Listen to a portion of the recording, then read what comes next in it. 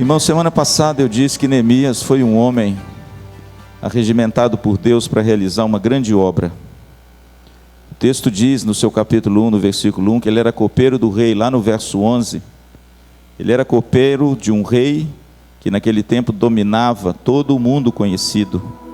O nome desse rei era o rei Artaxerxes. Esse homem ouviu uma notícia dos seus irmãos quando estiveram lá e disseram a ele que Jerusalém estava destruída, os muros quebrados, derrubados. E o texto diz que esse homem se comoveu profundamente. E Deus então levanta esse homem, arregimenta esse homem, ele vai a Jerusalém. E quando ele chega a Jerusalém, irmãos, 1.600 quilômetros a cavalo, demora mais ou menos aí uns 2 a 3 meses de viagem. O texto diz que depois de 3 dias, ele faz uma vistoria naquilo que ele ouviu falar, porque os muros de Jerusalém já estavam derrubados há 151 anos. Desde que Jerusalém foi invadida por Nabucodonosor, até quando Neemias chega em Jerusalém no ano de 435, os muros ainda não tinham sido tocados, estavam em ruínas. Havia sido edificado o templo com Zorobabel e com Esdras, mas os muros da cidade ainda permaneciam derrubados no chão. Quando Neemias chega, ele monta no seu animal, o texto diz isso no capítulo 2, e ele faz uma vistoria pelos muros da cidade, e a coisa estava pior do que ele teve notícia. Existiam lugares onde nem o próprio animal de Neemias poderia caminhar. E quando Neemias se afasta, a Bíblia diz que ele foi em direção ao ribeiro, e quando ele viu, irmãos, a extensão da obra, Neemias ficou preocupado.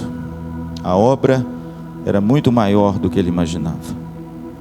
O texto diz que esse homem então arregimenta os nobres, os magistrados, o povo, e ele então inspira e motiva o povo a iniciar a obra de reconstrução, dando o próprio testemunho dele, do que Deus fez com ele, e como Deus usou o próprio rei Artaxerxes para auxiliar Neemias no material para edificar os muros e as portas.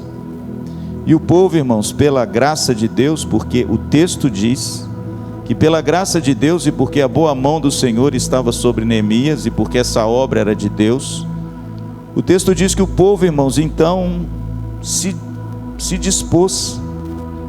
E o texto diz no capítulo 2 que eles fortaleceram as mãos para a boa obra, e a obra começou. Mas o mais interessante de tudo, irmãos, é que a Bíblia diz no capítulo de número 6 que em 52 dias esse muro foi erguido e as portas colocadas. Isso é algo, irmãos, que me chama muita atenção por 2 razões. Primeiro, os muros de Jerusalém estavam demolidos e destruídos há 151 anos. Reconstruíram o templo, mas não reconstruíram os muros. E me chama a atenção porque em 52 dias esses muros ficaram prontos. Esse é o testemunho do livro de Neemias. Em outras palavras, quando o povo tem ânimo para trabalhar, e quando cada um cumpre o seu papel na reconstrução dos muros, o trabalho é feito. O livro de Neemias, irmãos, me ensina uma grande lição. Nada é tão difícil que não possa ser reconstruído. Mesmo que por muito tempo tenha permanecido destruído, se Deus estiver à frente e se tivermos pessoas dispostas, a coisa pode acontecer. Neemias foi um líder peculiar, singular, um homem maravilhoso. Primeiro, porque ele tinha um cargo humilde, apesar de ser um cargo de grande confiança do rei. Ele não era um homem de posse. Por quê? Porque nasceu no exílio. Ele não viu a cidade de Jerusalém. Ele não contemplou com seus olhos a miséria que o seu povo estava vivendo. Ele nasceu no exílio, e ele, sendo um homem de confiança, mas com um cargo humilde, Deus guindou, elevou esse homem a uma posição ímpar de liderança. Aí eu fico pensando, irmãos, que todo líder precisa ser um servo, porque senão você se torna um líder arrogante, prepotente, orgulhoso. E com Neemias, irmãos, eu aprendo uma grande lição de liderança. Primeiro, Neemias foi um copeiro do rei, um servo que bebia a bebida do rei antes de entregar ao rei, porque naquele tempo era muito fácil se matar por envenenamento. Ele era aquilo que as pessoas chamam do boi de piranha, que se o lago tem piranha, joga o boi, se eles forem na piranha não pode nadar. Neemias era aquele homem que se dispunha a morrer pelo rei por causa do seu cargo que ele ocupava. Eu aprendo, irmãos, com Neemias, de que toda pessoa que Deus levanta para realizar algo maravilhoso, robusto, para Deus e para o reino de Deus, precisa ser um servo, precisa aprender a servir primeiro, em humildade e em confiança. Neemias, irmãos, gozava de uma confiança tão profunda de Artaxerxes, que quando ele chega diante do rei, declara para o rei o que Deus tinha colocado no coração dele. Depois de 4 meses de oração, o rei e a sua esposa colocam um monte de impedimentos para que ele vá para Jerusalém. Não é porque eles não querem ajudá-lo, não, é porque eles não querem perdê-lo. Quando é que você volta? Você não vai ficar muito tempo lá não, né? Você vai voltar rápido, né? Sabe o que significa isso, irmãos? As pessoas de Deus e piedosas fazem falta em qualquer lugar, até na corte de um rei ímpio. E um homem e uma mulher de Deus faz uma grande diferença, seja em qualquer lugar dessa terra. E quando ele sai e deixa o quê? Saudades. Neemias, irmãos, foi um líder de uma têmpera fenomenal, porque era um moço humilde, um moço simples. E quando ele chega em Jerusalém, ele foi alvo de 4 situações difíceis para impedir a obra e para tentar desanimar Neemias. Neemias, irmãos, ele foi alvo de 4 circunstâncias que têm em si mesmas o poder de nos roubar a paz, de nos manter desanimados e a obra ser paralisada. Quais circunstâncias são essas que Neemias enfrentou e venceu, mostrando a têmpera desse homem à frente de um lindo projeto de reconstrução dos muros de Jerusalém? Pastor Luciano falou domingo passado de 3, e se você não estava aqui, ficou até bom, porque agora eu posso fazer um resumo rápido, e aí a gente fala do 4º e último, que eu creio que é um dos mais importantes. A primeira situação, irmãos, difícil, que teimam em roubar a nossa paz e nos desanimar na caminhada, é quando as notícias são más. Neemias, irmãos, no capítulo 1, no versículo de 1 a 4, a Bíblia diz que ele questiona sobre os seus irmãos em Jerusalém, e ele tem uma notícia aterradora, e o texto diz, no versículo 4, que ele chorou e lamentou, jejuou e orou por alguns dias. Quando as notícias são más, irmãos, nós temos que demonstrar a nossa humanidade e não engolir o choro. Quando a gente recebe uma notícia que nos abala, o choro é bem-vindo. Neemias chorou, Neemias se lamentou, Neemias mostrou a sua humanidade de um homem de Deus que, quando é assaltado com uma situação difícil, ele ora, ele jejua e ele chora. Quando as notícias são más, irmãos, nós temos que chorar, mas não chorar por demais, porque a Bíblia diz que o choro pode durar a noite inteira, mas a alegria vem pela manhã. E Neemias, irmãos, diante de uma notícia difícil dessa, a Bíblia diz que ele jejua e ora por 4 meses. Quando a gente recebe uma notícia, irmãos, que nos abala, o melhor lugar para você depositar suas lágrimas é aos pés de Cristo, é orando, é buscando em Deus a força para que você possa enfrentar essa notícia difícil que você de repente pode ter recebido esses dias. Todos nós recebemos notícias difíceis, todos nós recebemos uma notícia má. Ninguém vai passar por essa vida incólume de repente, sobressaltadamente, você ser invadido com uma notícia que você não queria ouvir. Pastor, como é que eu lido com ela? Do jeito que Neemias lidou. Pode chorar, Mas não fica só no choro não, sabe? Porque senão você vai virar uma pessoa deprimida e depressiva. Chore, mas também jejue e ore. Sabe por quê? Porque com a oração você vai encontrar força para enfrentar essas circunstâncias. Amém? A segunda situação que Neemias foi alvo, provando a têmpera desse homem e nos ensina como enfrentá-la, é quando os recursos são poucos. Está aí, irmãos, no capítulo de número 2, no verso de 1 a 8. O texto diz que o semblante de Neemias estava entristecido. O rei olha para ele e vira para ele e fala: Neemias, o que aconteceu com você? Eu nunca te vi assim. Eu nunca te vi triste. E o rei então pergunta para ele: deve ser tristeza de coração. Eu acho bonito isso, sabe por quê? Porque o rei Artaxerxes, sendo um rei ímpio, notou o semblante do seu servo. Isso me ensina uma grande coisa. Às vezes a gente está sentado perto uns dos outros, mas a gente não enxerga as pessoas. Nós temos olhos muito aguçados para nós mesmos, mas às vezes a gente se esquece de notar aquelas pessoas que estão perto de nós e que às vezes estão com o semblante caído, e nós não nos importamos. O rei Artaxerxes, irmãos, quando vê Neemias, ele nota que esse homem de Deus está com o semblante caído. Ele pergunta: meu filho, eu nunca te vi assim, o que é isso? Deve ser tristeza de coração. Neemias então faz uma oração relâmpago, e aí ele vai, agora sim, ele vai colocar para fora aquilo que está escondido há 4 meses no coração. Rei, eu recebi uma notícia estarrecedora. Meu povo está humilhado. Os muros da minha cidade estão quebrados, as portas queimadas, o povo se acha em grande miséria. Por favor, meu rei, me envia lá para que eu reconstrua os muros. Mas Neemias, irmãos, era um homem simples, de poucos recursos. Lembra que ele era o quê? Copeiro do rei.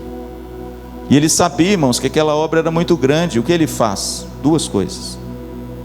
Ele pede 2 cartas para o rei Artaxerxes, está aí no capítulo 2. A primeira carta, ele pede uma carta para atravessar todas as províncias onde o Império Medo-Persa tinha dominado. Por quê? Porque se ele fosse sem essas cartas, ele podia ser capturado e morto. Então ele pede ao rei essas cartas, é como um visto de passagem hoje, para ele entrar na região e não ser alvo da captura. Mas em segundo lugar, irmãos, ele faz uma coisa maravilhosa. Ele pede uma segunda carta para os chefes das florestas e das matas do rei, para que eles lhe deem madeiras para as portas, para os muros e para a casa onde ele ia morar. E o texto é tão bonito, irmãos, que o texto termina dizendo o seguinte, versículo 8, a última frase do verso 8 do capítulo 2: e o rei mas deu, porque a mão do meu Deus era comigo. Quando os recursos são poucos, nós precisamos contar uns com os outros. Lembra disso no domingo passado? Neemias foi um homem humilde. Para quê? Para pedir ajuda. Neemias foi um homem humilde, irmãos, porque ele viu que a obra era muito grande, que os recursos precisariam ser muitos, e ele não tinha. Mas o que ele faz? Primeiro, ele se dispõe a ele entregar o pouco que ele tem. O que ele tem? É ele mesmo. Ele se dispôs a restaurar os muros, mas ele também pediu ajuda para o rei, para que o rei pudesse dar a ele os recursos. E Deus tocou no coração do rei. A Bíblia diz que tudo que ele pediu, o rei deu. E sabe de uma coisa bonita? Deu mais do que ele pediu. Por quê, pastor? Porque o final do texto diz que quando Neemias sai de Jerusalém, o rei Artaxerxes destacou a serviço de Neemias uma escolta com soldados para guardá-lo na viagem. Que coisa gloriosa! O nosso Deus é um Deus que nos dá infinitamente mais, e Ele faz infinitamente mais do que pedimos ou pensamos. Veja, querido, que quando a situação e quando os recursos são poucos, Neemias nos ensina 2 coisas. Primeiro, não cruze os braços, trabalhe, dedique-se, coloque o seu dom, o seu talento e tudo que Deus te deu a serviço do reino, Mas por favor, querido, não queira fazer tudo sozinho. Angarie recursos. Seja humilde para pedir ajuda. Seja humilde para você publicar as necessidades, às vezes, de uma igreja, porque tem gente sentada nos bancos das igrejas e lá fora, que quando ouvir falar a respeito disso, Deus vai mover o coração delas e elas vão ofertar com amor. Fez isso com o rei. Agora preste atenção. Se Neemias não tivesse publicado, o rei não daria. Quando os recursos são poucos e a obra é grande, aonde estão os recursos? Estão aí. E se Deus tocar, esses recursos chegam até nós. Chegou em Neemias. A Bíblia diz que o rei deu tudo que Neemias queria. Portanto, meu amado, seja humilde. Quando os recursos são poucos e como a obra é grande, publique, fale, solicite ajuda, e o nosso Deus vai mover os corações para que através da generosidade de alguns, ou de muitos, ou de todos, a obra possa ser suprida para a glória de Deus. Amém? Terceira situação, irmãos, que Neemias foi alvo e mostra por causa disso a têmpera desse homem de Deus, de simples copeiro a um grande líder em Jerusalém, é quando a obra é grande. O interessante é que quando Neemias chega em Jerusalém no capítulo 2, uma coisa é ouvir falar, outra coisa é ver com os olhos. O texto diz que quando ele faz uma vistoria, ele fica espantado, e lá no capítulo 4, no versículo 19, a Bíblia diz que ele reúne os magistrados e os nobres, e ele mesmo faz a seguinte declaração: vejam, a obra é grande e imensa.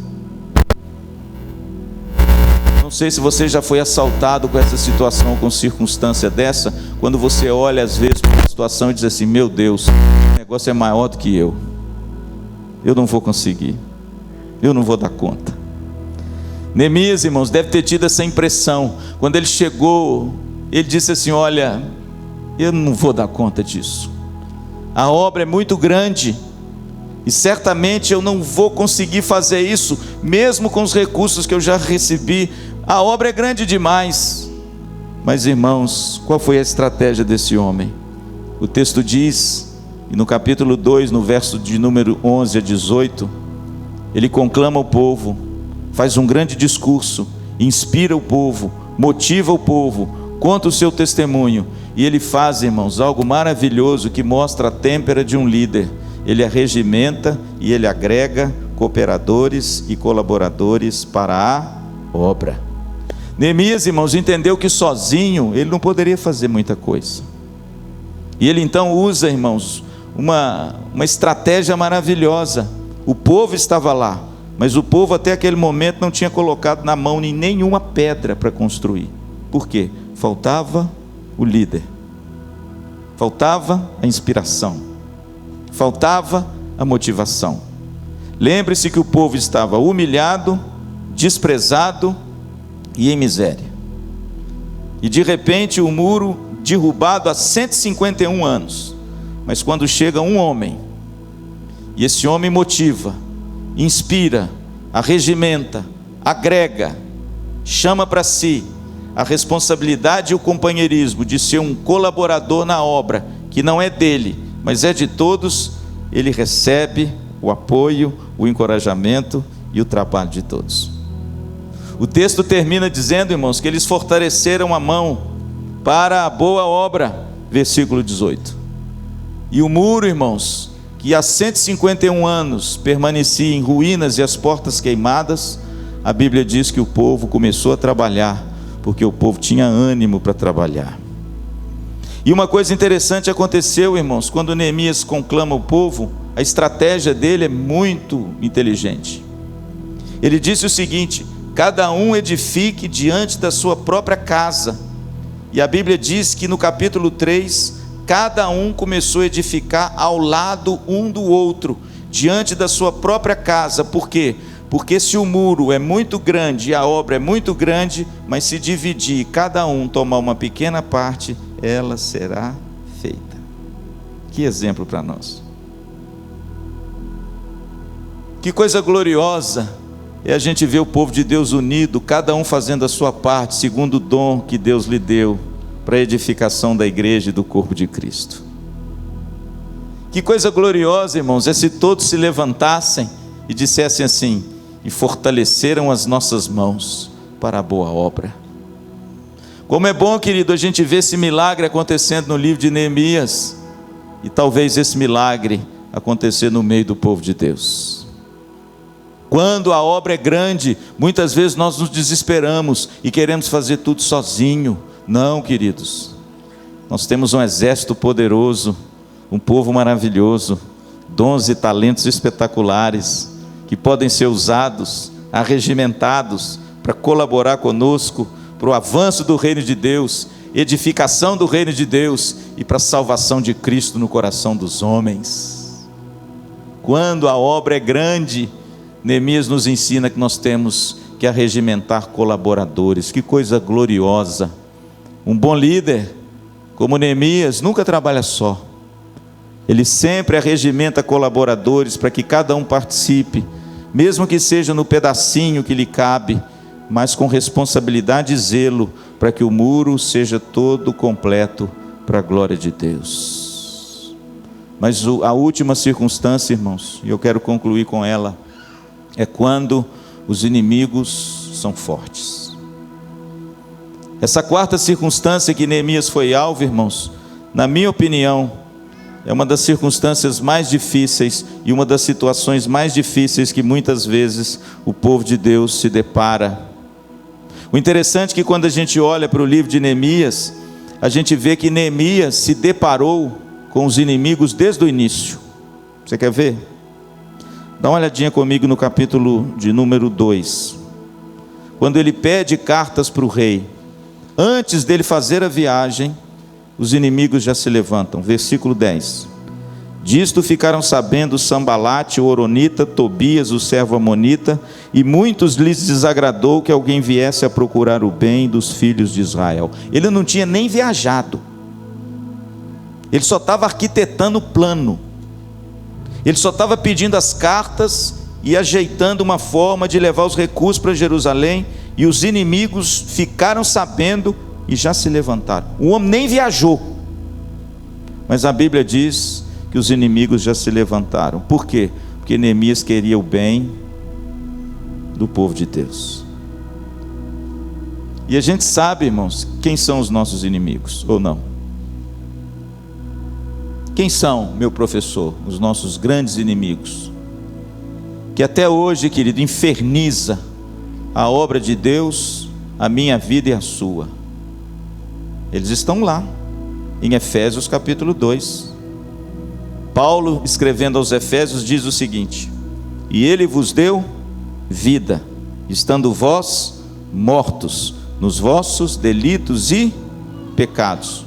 Agora preste atenção: os quais andastes outrora, segundo o curso deste mundo. Qual o nosso primeiro inimigo?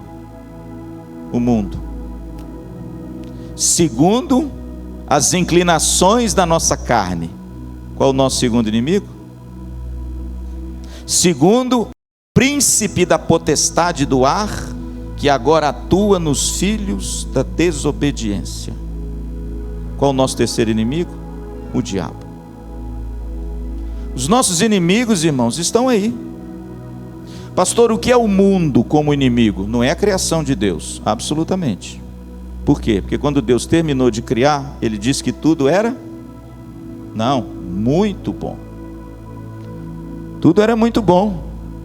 Então não é mundo como criação de Deus, não é mundo como beleza esplêndida que saiu do ser de Deus para o benefício do homem e para a glória dele. Não, o mundo aqui é o sistema de valores que o mundo caminha contrário à palavra de Deus e aos princípios de Deus. Esse é o mundo que o apóstolo Paulo elenca.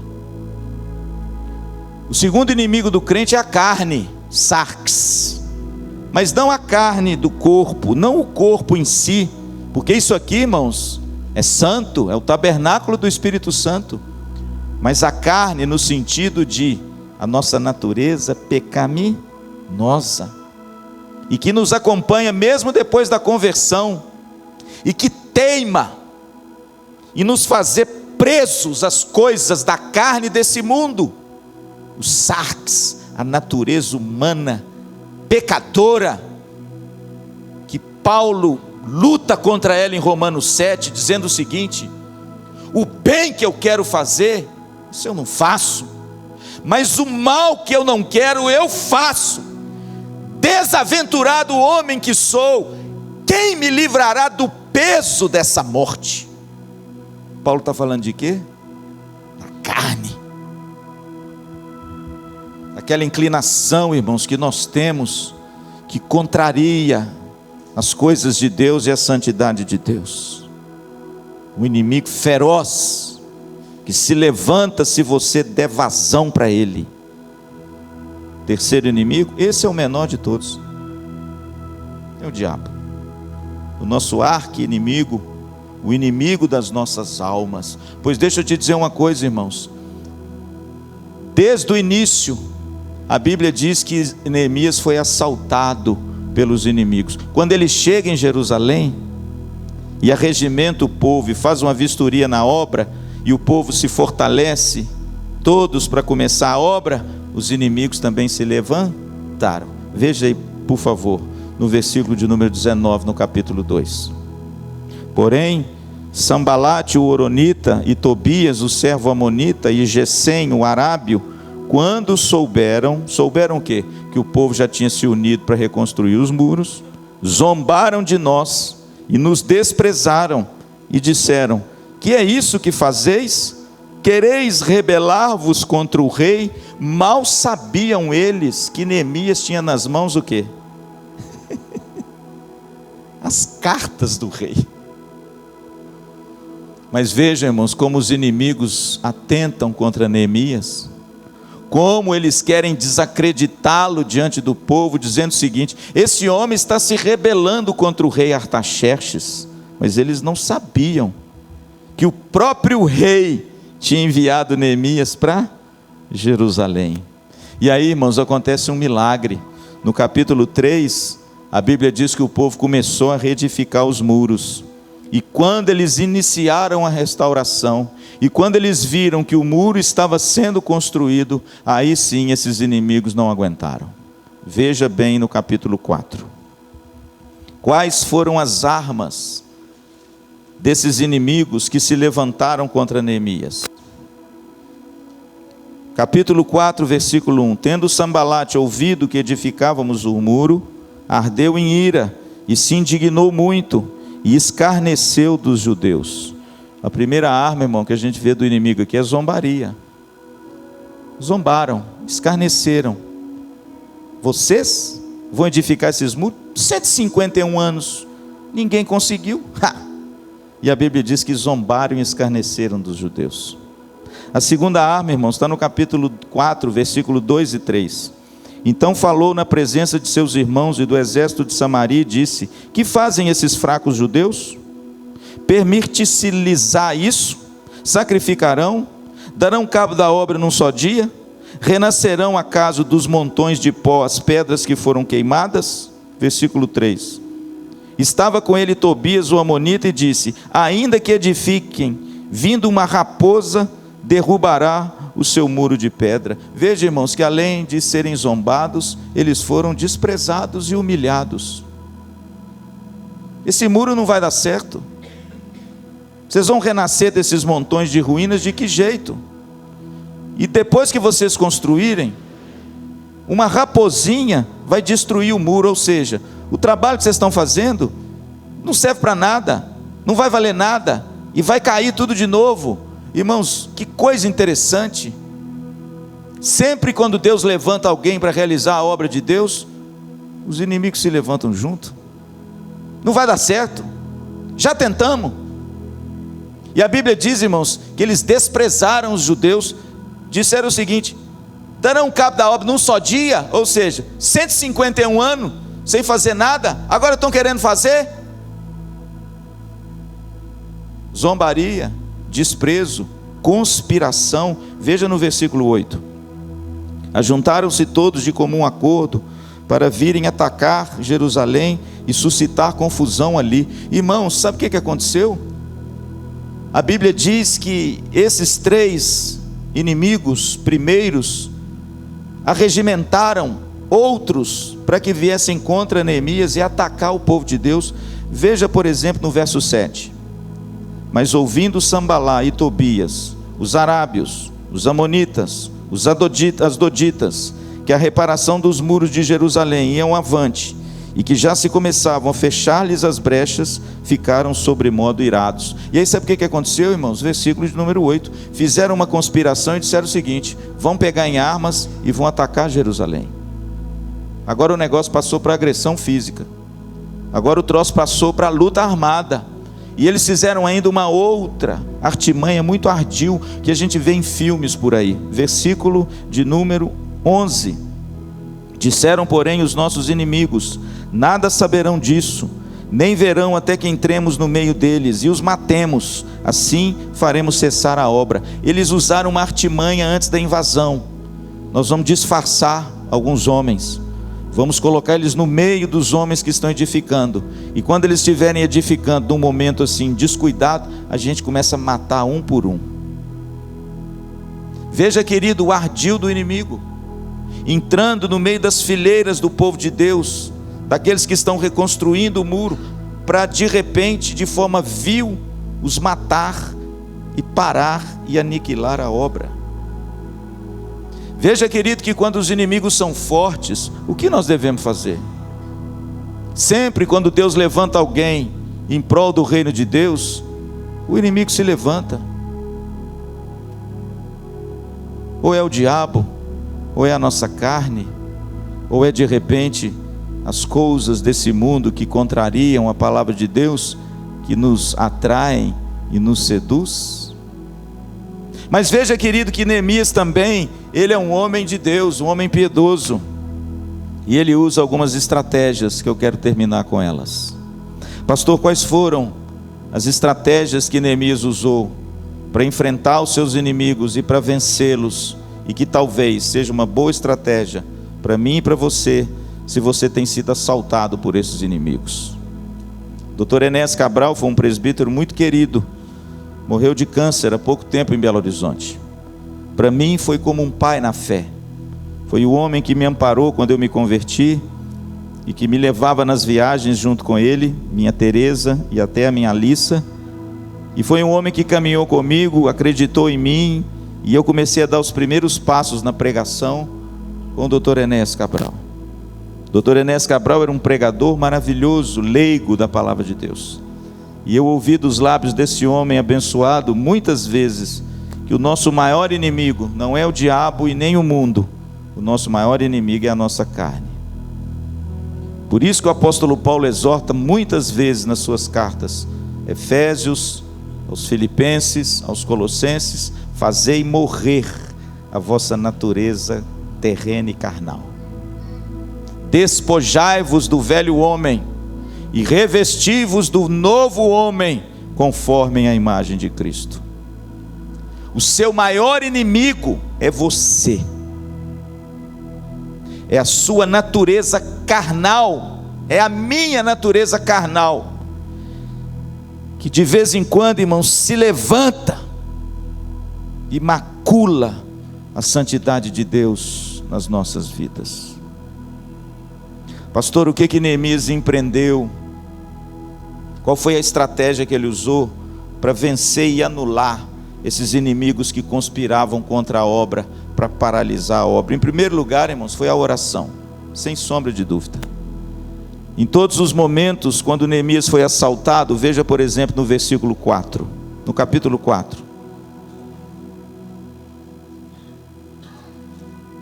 Quando os inimigos se levantam, irmãos, os desprezam, debocham, criticam, veja o que Neemias fez: ouve, ó nosso Deus, verso 4, pois estamos sendo desprezados, cai o seu opróbrio sobre a cabeça deles, e faze que seja um despojo numa terra de cativeiro. Não lhes encubras a iniquidade, e não se risque de diante de ti o seu pecado, pois te provocaram a ira na presença dos que edificavam. Veja, querido, que no versículo 9 não foi diferente.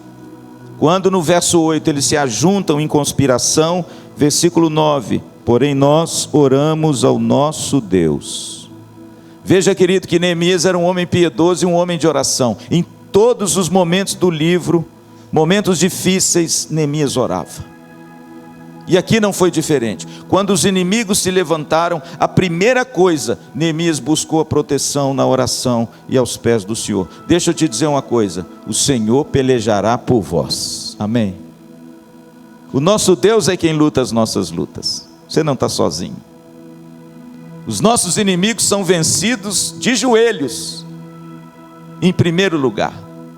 E Neemias, irmãos, entendeu isso, e ele disse: ouve, ó nosso Deus, nós estamos sendo desprezados. E ele orou pedindo, irmãos, a libertação, a proteção de Deus. O interessante é que Jesus fez isso, né? Lá no jardim do Getsêmani, quando as forças do inferno e o pecado da humanidade caíram sobre os ombros de Jesus, qual foi a estratégia de Jesus? Orar. E ele ora, irmãos, no jardim do Getsêmani. Por quê? Porque quando os inimigos são fortes, o Senhor pelejará por nós. Amém? Quem se lembra de Moisés e Faraó?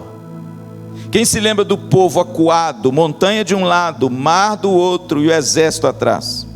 Quem se lembra que o povo começou a murmurar e a reclamar de Moisés e de Deus? Pô, o Senhor nos tirou do Egito para fazer morrer no deserto?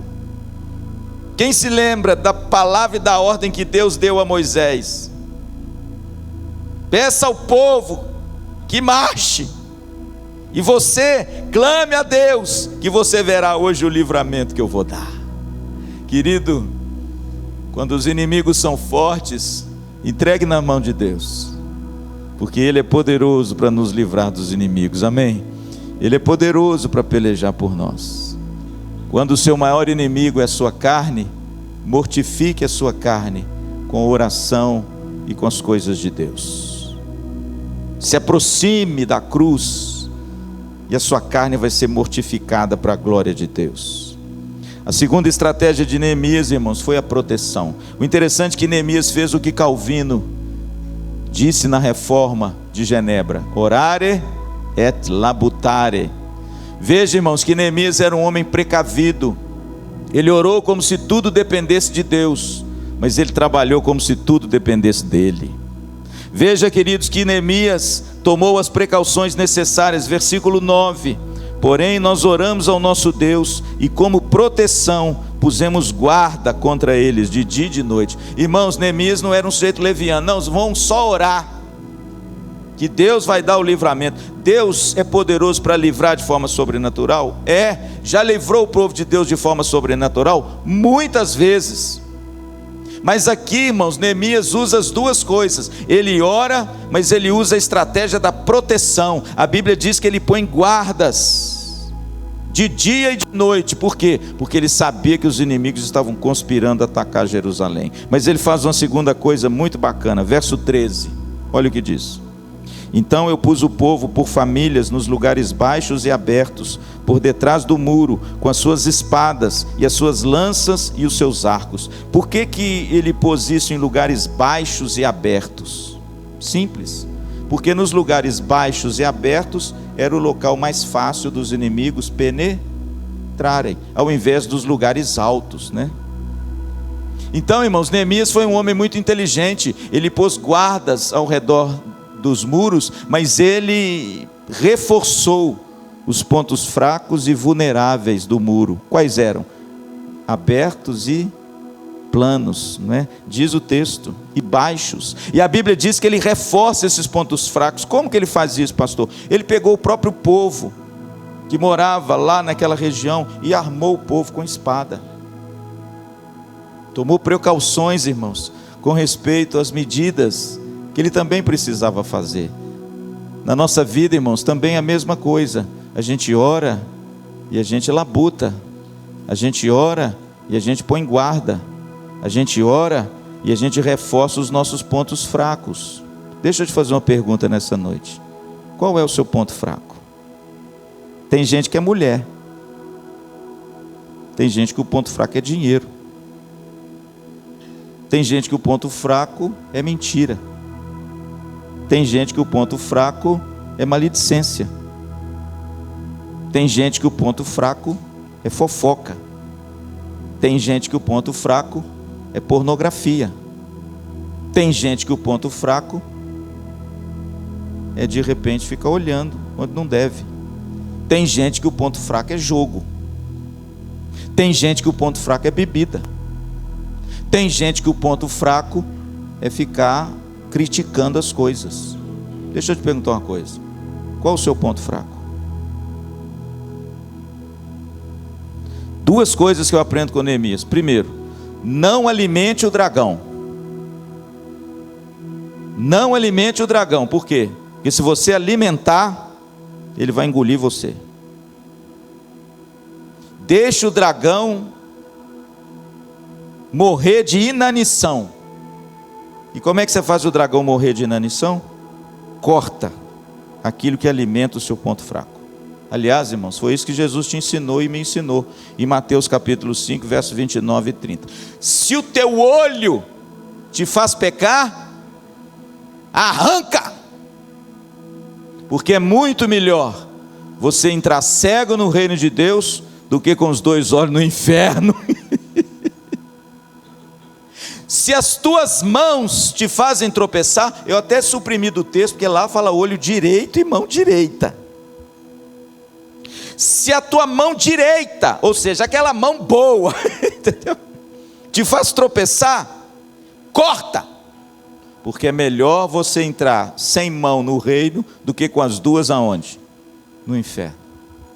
Neemias, irmãos, ensina para nós uma grande lição para a gente vencer os nossos inimigos. Põe guarda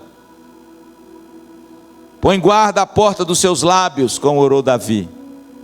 Põe guarda nas janelas da alma, que são seus olhos. Põe guarda na sua língua. Mas segundo, reforce os pontos fracos.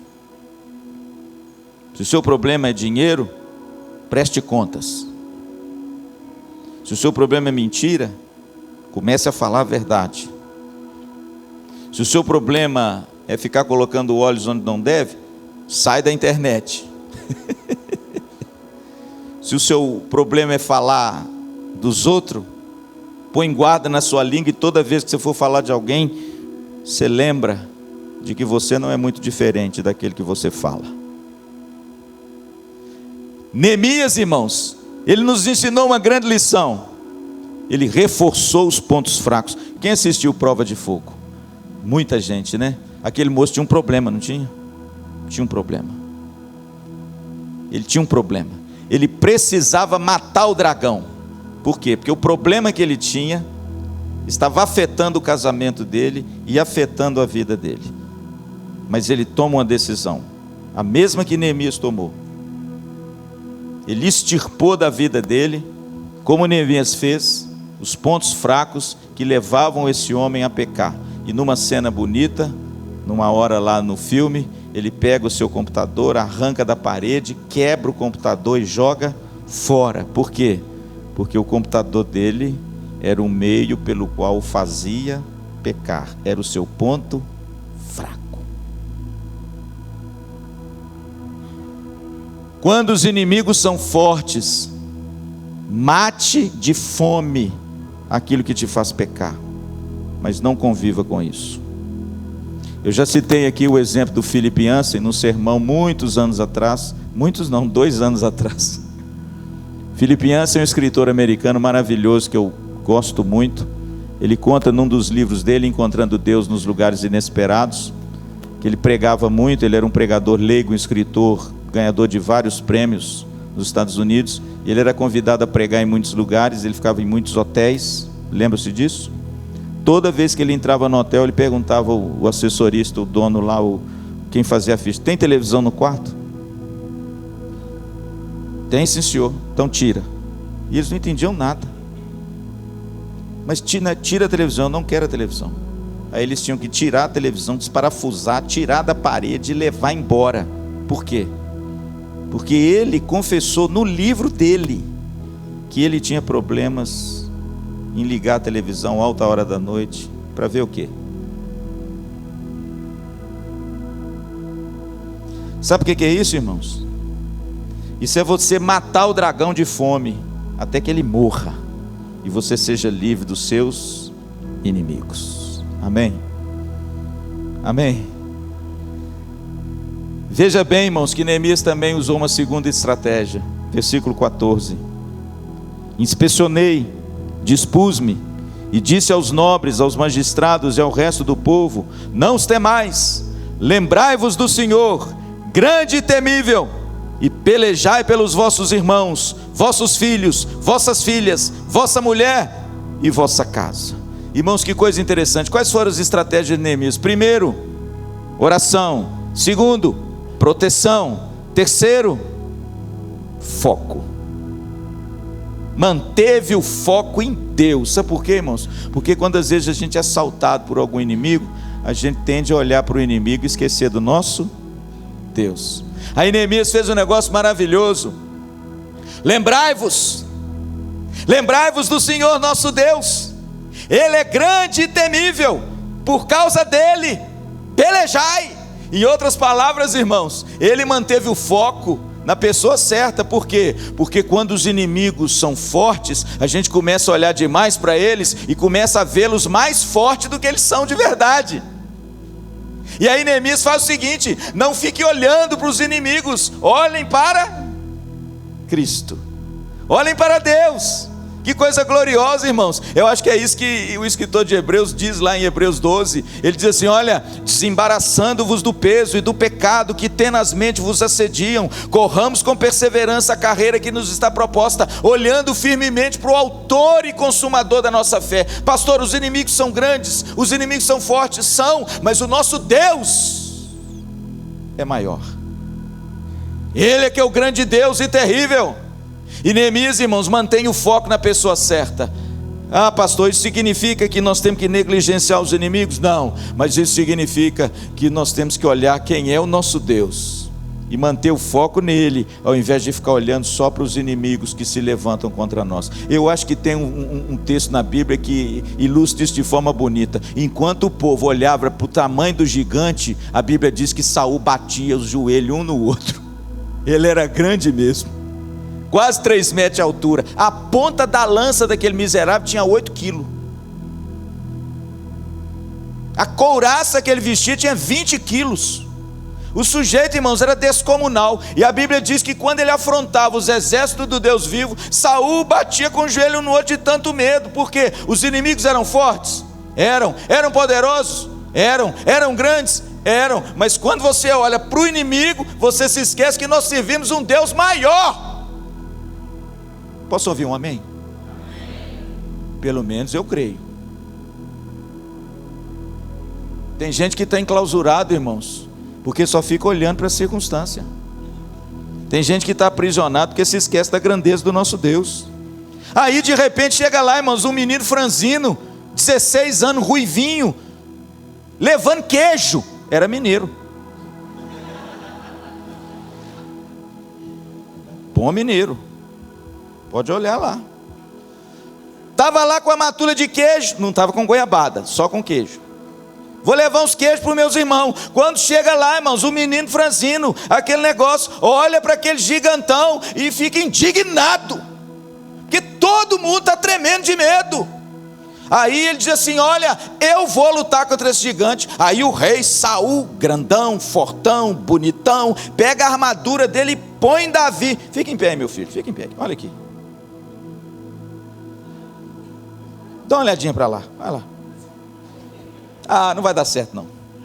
Está pequeno demais, Rafa. Saul pegou Davi, irmãos, botou a armadura dele de Davi. Davi tinha 1,70 m, Saul tinha 2,5 m. Sobrou armadura para todo lado, entende?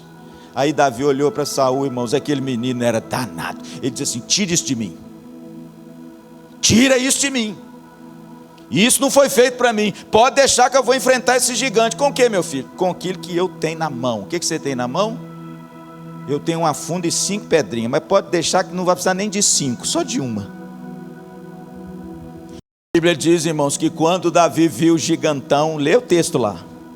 A Bíblia diz que Davi partiu em direção ao gigante. Irmãos, olha que menino ousado.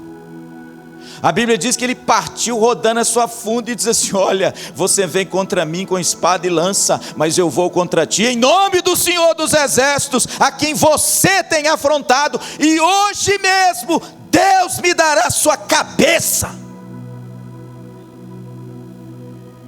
Os inimigos são fortes, os inimigos são poderosos, os inimigos nos amedrontam. O nosso Deus é maior. O nosso Deus é o mais poderoso. Com uma pedra que ele jogou, acertou na testa do gigante. Quando o gigante cai no chão, ele pega a espada dele. Já pensou Davi, Franzininho, Rafael tirando a espada de Golias? Deve ter demorado 5 minutos. Na hora que ele tira a espada, irmãos, ele corta a cabeça de Golias, pega a cabeça. Esse é o seu inimigo grande? Pois o nosso Deus é maior. Mantenha o foco em Deus. Ele é poderoso. Ele guerreia as nossas lutas e Ele te dá a vitória. Em último lugar, irmãos, a quarta e última estratégia é a união. Neemias, me desculpe, irmãos, ele é muito inteligente. Olha o que diz o verso 19: disse eu aos nobres, aos magistrados e ao resto do povo, capítulo 4, grande e extensa é a obra, e nós estamos no muro muito separados, longe uns dos outros. No lugar em que ouvides o som da trombeta, para ali acorrei a ter conosco, e o nosso Deus pelejará por nós. Oração, proteção, foco e união. É assim que a gente vence os inimigos. O que Neemias, em último lugar, fez? Manteve o povo unido. E ele manteve o povo unido para duas coisas. Primeiro, para trabalhar. Veja o versículo de número 19: grande e extensa é a obra, e nós estamos no muro muito separados, longe dos outros. Que lição, hein? Que lição. Vocês querem vencer os inimigos? Fiquem perto uns dos outros e trabalhem juntos, porque aí vocês vão vencer os inimigos. Jesus disse que uma casa dividida não... Quer vencer os inimigos? Sejamos uma igreja unida e trabalhemos com afinco, próximo uns dos outros. Segundo, manteve o povo unido para quê? Para socorrer uns aos outros, se porventura o inimigo fizer uma incursão numa parte do muro. Olha o versículo 20: no lugar em que ouvirdes o som da trombeta, para ali acorrei a ter conosco, e o nosso Deus pelejará por nós. Em outras palavras, irmãos, ele manteve o povo unido para trabalhar e para socorrer uns aos outros na hora dos inimigos, da aflição e na hora que a invasão acontecer. O texto diz o seguinte: nós vamos tocar a trombeta. Se os inimigos vierem em qualquer pedaço do muro, nós vamos trocar a trombeta. Sabe para quê? Para todos os trabalhadores ouvirem e todos correrem para lá e socorrer vocês. Agora veja bem, não é uma imagem bonita da igreja? Ou pelo menos deveria ser? Tem algum problema? Tem alguém sofrendo? Tem alguém sendo alvo do inimigo? Toca a trombeta, todos vêm para socorrer. E Neemias então, irmãos, manteve o povo unido, tanto para trabalhar, quanto para socorrer uns aos outros. E aí, o milagre aconteceu. Vamos terminar? Versículo 15 do capítulo 6. E aí eu termino. O milagre aconteceu. Acabou-se, pois, o muro, verso 15, aos 25 dias do mês de Elu, em 52 dias. Pastor, como é que isso foi possível? Primeiro, porque Neemias venceu essas 4 situações conflituosas que muitas vezes nos paralisam. Primeiro, quando as notícias são más. Neemias perseverou em oração e colocou tudo nas mãos de Deus, porque no tempo oportuno Deus iria agir. A segunda circunstância, Neemias venceu. Qual é, pastor? Quando os recursos são poucos. Ele foi humilde, ele compartilhou a necessidade e Deus tocou no coração das pessoas para ajudá-lo. Neemias conseguiu, irmãos, realizar sua grande obra, porque ele venceu a terceira grande situação difícil, quando a obra é grande.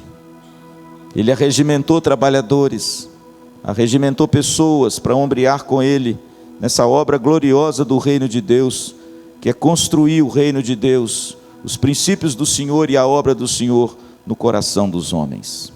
Em último lugar, Neemias venceu, irmãos, e foi um grande homem usado por Deus, porque ele conseguiu vencer os inimigos quando os inimigos eram fortes. E como é que ele vence os inimigos? Primeiro, irmãos, é com a oração. Como a gente vence os inimigos? Segundo, o texto diz que Neemias, irmãos, além de orar, ele trabalhou. Ele colocou guardas e ele tomou precauções para aquelas áreas mais perigosas, abertas, onde o inimigo poderia entrar. Ele foi um líder que visualizou que muitas vezes nós abrimos algumas brechas e precisamos fechá-las para que o inimigo não se irande na nossa vida. Terceiro, Neemias venceu os inimigos colocando foco na pessoa certa. Os inimigos são fortes, mas o nosso Deus é maior. Ele pelejará por nós. Amém? E Neemias, irmãos, conseguiu essa façanha gloriosa, porque ele também conseguiu manter o povo unido. E quando alguém os assaltasse, todo o povo reagiria e viria de encontro e viria ajudar aquele que estava padecendo necessidade. E a Bíblia diz e termina dizendo que em 52 dias foi feito o que não foi feito em 151 anos. Pastor, o que você aprende com isso? Que sempre é possível a gente reconstruir, recomeçar algo para Deus, mesmo que você ache que aquela coisa não vai dar certo, mesmo que tenha uma experiência de fracasso. Deus é um Deus poderoso para fazer novas todas as coisas. Amém? Portanto, meu amado, que Deus te abençoe muito nessa noite, que sejamos frutos dessa grande bênção que Neemias deixou legado para nós. Uma igreja que caminha junto, que trabalha junto, que tampa suas brechas, que vence os seus inimigos, que trabalha para a glória do nome do Senhor. E quando um sofre, alguém padece, nós estamos juntos para auxiliar, para levantar, para abençoar, para a glória de Deus. Amém.